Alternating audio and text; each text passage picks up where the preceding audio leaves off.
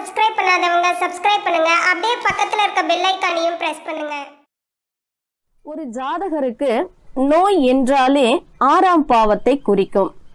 ஆறாம் பாவத்தை எடுத்து ஆய்வு செய்து நோயினுடைய தன்மைகள், வேதனைகள் பற்றித்தான் கூற முடியும். ஒரு மனிதனுடைய ஜாதகத்தில் லக்ன பாவம் என்பது மிக மிக முக்கியமானது. இந்த லக்ன பாவம் நோய் என்ற இந்த விஷயத்துல எப்படி செயல்படுகிறது என்பதை பார்த்தோமானால், நாம் ஒரு ஃப்ரிட்ஜ் வாங்குகிறோம் அல்லது ஒரு ஏசி மெஷின் பொருத்துகிறோம் என்று வைத்துக் கொள்ளுங்கள். அதிகமான மின் வரவு, தவறான உபயோகம் மற்றும் தயாரிப்பு குறைபாடு போன்ற பல காரணங்களால் நாம் வாங்கிய மின் சாதனங்கள் பழுதடையக்கூடும். அவற்றை ரிப்பேருக்கு கொடுத்து சீர் செய்து மறுபடி உபயோகப்படுத்துகிறோம் அல்லவா? இது போலத்தான் மனிதருக்கு ஏற்படும் உடல் ரீதியான பிரச்சனைகளுக்கும் பல காரணங்கள் உள்ளன. வம்சாவளியாக சிலருக்கு உடலில் பிரச்சனைகள் உண்டாகக்கூடும். உணவு பழக்கம் காரணமாக சிலருக்கு உடல் நல கோளாறுகள் ஏற்படலாம். எல்லாவற்றுக்கும் மேலாக பூர்வ ஜென்ம கர்ம வினைகள் காரணமாகவும் பிரச்சனைகள் ஏற்படலாம். எனவே இங்கே சொல்லப்படும் வியாதிகளை பற்றி கேட்டு யாரும் மனம் கலங்க வேண்டியதில்லை.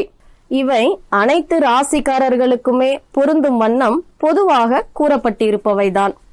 உதாரணமாக, மன ரீதியாக பிரச்சனை வரும் என்று குறிப்பிட்டால் அனைவருக்குமே அப்படி வரும் என்று அர்த்தம் செய்து கொள்ள வேண்டியதில்லை. வியாதிகளை பற்றி சொல்வது இந்த ராசிக்காரர்களுக்கு ஒரு எச்சரிக்கை குறிப்பே தவிர கட்டாயம் இந்த வியாதிகள் எல்லாம் வரும் என்று அஞ்ச வேண்டிய அவசியமில்லை. மற்றபடி ஒரு ஜாதகரின் பாக்கியஸ்தானம் வலுத்திருந்தாலும், ஆயுள் பாவம் வலுத்திருந்தாலும், யோக ஸ்தானத்தை சுப கிரகங்கள் பார்வையிட்டாலும், ராசிக்கு அதிபதி பார்வையிட்டாலும் அல்லது நல்ல தசா புத்திகள் நடந்தாலும் வியாதிகள் பெரிய அளவில் எந்த தொல்லையும் செய்யாது. தலைக்கு வந்தது தலப்பாகையுடன் போகக்கூடியதாகவே அமையும். இனி ஒவ்வொரு ராசிக்காரர்களுக்குமான உடல் ஆரோக்கியம் எப்படி இருக்கும் என்பதை பற்றி பார்க்கலாம். விருச்சிகம் ராசிக்காரர்களுக்கான உடல் ஆரோக்கியத்தை பற்றி பார்த்தோமானால், விருச்சிக ராசிக்காரர்களுக்கு high blood pressure, low blood pressure போன்ற இரத்த சம்பந்தப்பட்ட கோளாறுகள் வர வாய்ப்புகள் உள்ளது. பெண்களுக்கு மாதவிடாய் சம்பந்தப்பட்ட கோளாறுகள் வரலாம். முதுகு, வயிறு சம்பந்தமான தொல்லை பொதுவானதாக இருக்கும். அசுத்தத்தால் வரக்கூடிய அலர்ஜி, தேமல், படை, சொறி போன்றவைகள் இருக்கும்.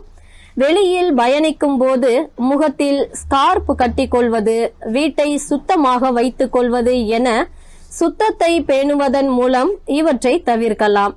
அதே மாதிரி பெண்களுக்கு கர்ப்பம் சார்ந்த தொல்லை, கர்ப்பப்பை கோளாறுகளும் வரலாம். ஆண் பெண் 2 பேரும் பால்வினை நோய்களில் கவனமாக இருக்க வேண்டும். விருச்சிக ராசிக்காரர்கள் ருசிக்காக சாப்பிடாமல் பசிக்காக சாப்பிட்டாலே பிரச்சனை இருக்காது.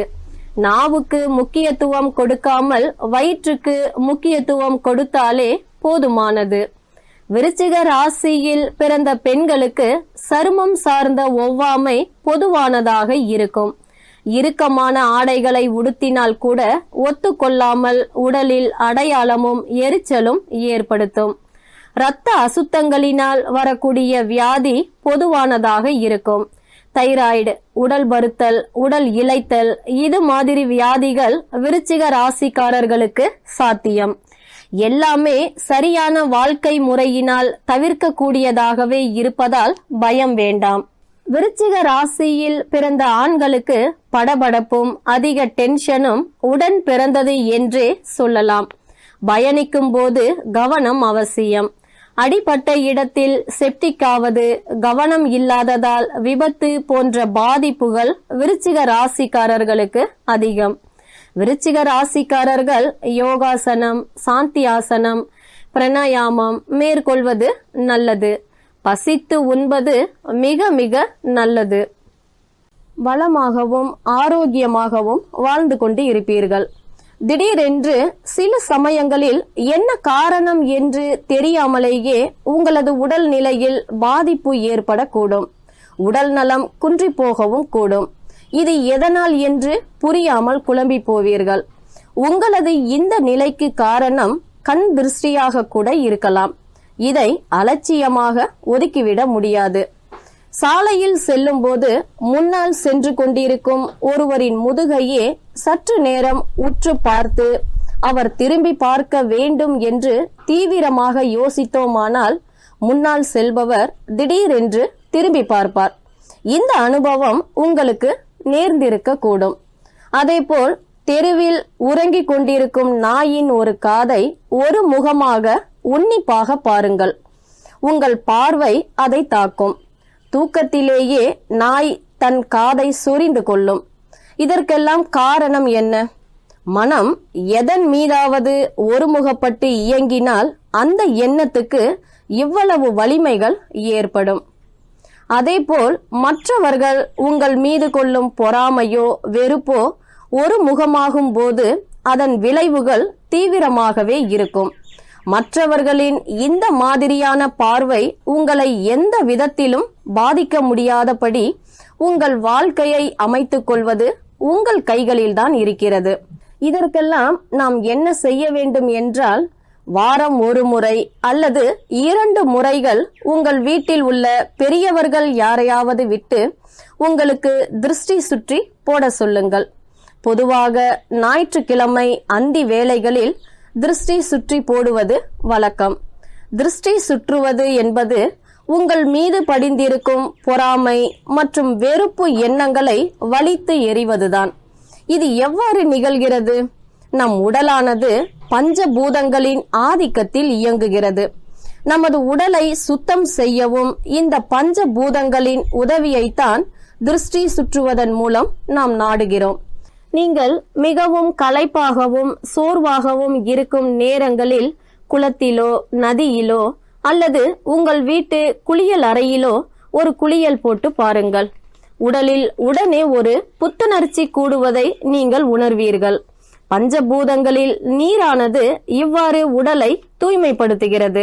அதேபோல் களைப்பாக இருக்கும் நேரங்களில் கடற்கரை, பூங்கா, கோயில் பிரகாரம் என ஒரு வெட்ட வெளியில் சற்று நேரம் அமர்ந்து பாருங்கள். புத்துணர்வை எய்துவீர்கள். காற்றும் வானும் உங்கள் உடலை தூய்மைப்படுத்துகிறது. நெருப்பாலும் நிலத்தாலும் உடலை தூய்மைப்படுத்த முடியும். கற்பூரம் ஏற்றியோ மண்ணில் விளையும் உப்பு, மிளகாய் அல்லது மண் இவற்றில் ஏதாவது ஒன்றை சற்று கையில் எடுத்துக்கொண்டோ உங்கள் உடலை சுற்றி பிரதட்சணமாகவும் அப்பிரதட்சணமாகவும் சுற்றச் செய்வதன் மூலம் உங்களது சூட்சும உடலில் ஏற்பட்டிருக்கும் பாதிப்புகளை நெருப்பாலும் நிலத்தாலும் விலக செய்யலாம். இவ்வாறு குறைந்தபட்சம் வாரம் ஒரு முறை திருஷ்டி சுற்றி போடுவதன் மூலம் கண் அடிகளில் இருந்து உங்களை பாதுகாத்து கொள்ள முடியும். கண் திருஷ்டியில் இருந்து நமது ஆரோக்கியமும் வளமான வாழ்வும் காக்கப்படும். திருஷ்டி சுற்றி போடுவதை காட்டிலும் அருமையான ஒரு தீர்வும் உள்ளது. அதுதான் தியானம். தியானமும் விஞ்ஞான பின்னணியை அடிப்படையாக கொண்டதுதான்.